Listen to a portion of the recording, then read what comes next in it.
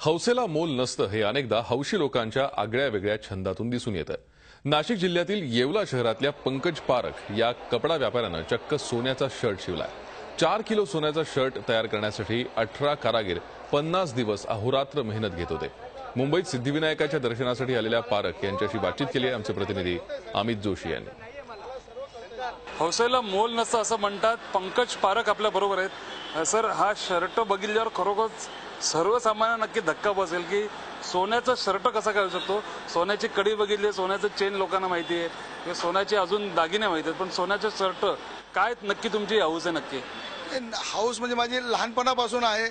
मी पहिलीमध्ये जात होतो तेव्हा मी सोन्याची चेन आणि अंगठी घालत होतो आणि पहिल्यापासून इच्छा होती का काहीतरी जगामध्ये वेगळं काहीतरी करावं। आणि ही हाऊस करताना नुसती मी माझी एकट्याची हाऊस करत नाही, मी गरीब जवळ्यांची सेवा पण करतो, हँडिकॅपची सेवा करतो, ब्लड कॅम्प आहे, असे वेगवेगळे उपक्रम मी दरवर्षी माझ्या वाढदिवसाला असेल आणि 12 महिने माझी सेवा चालू असते। नुसता शर्ट तर ही माझी स्वतःची इच्छा आहे, पण मी असं वेगळे पण करत असतो सगळं। शर्ट हा ठीक आहे, एक माध्यम झालं, एक माझी आवड झाली ही, त्यात मी सेवेचं काम भरपूर करत असतो याच्यामध्ये।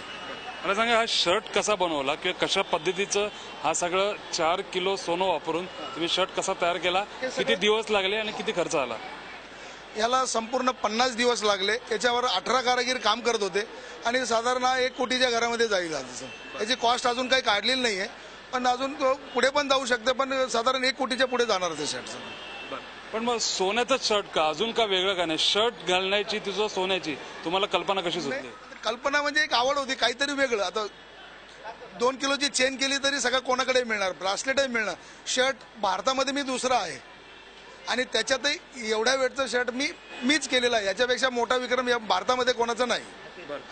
शेवटचा प्रश्न, थोडीशी सुरक्षा वगैरे किंवा याची काळजी तुम्ही कशी घेता एवढा सोन्याचा शर्ट 4 किलोचा घालून फिरताना? माझ्या स्वतःकडे लायसन आहे, वेपन आहे आणि मी महाराष्ट्र सरकारकडे अप्लिकेशन करणार आहे। जेव्हा मी याचा यूज करेन त्या टायमाला महाराष्ट्र सरकारने मला सुरक्षा द्यावी, त्यांचे रीतसर काय असेल ते पेमेंट मी भरायला तयार आहे।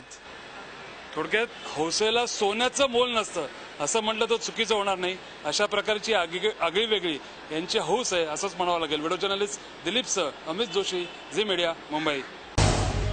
झी 24 तास रहा एक पाऊल पुढे।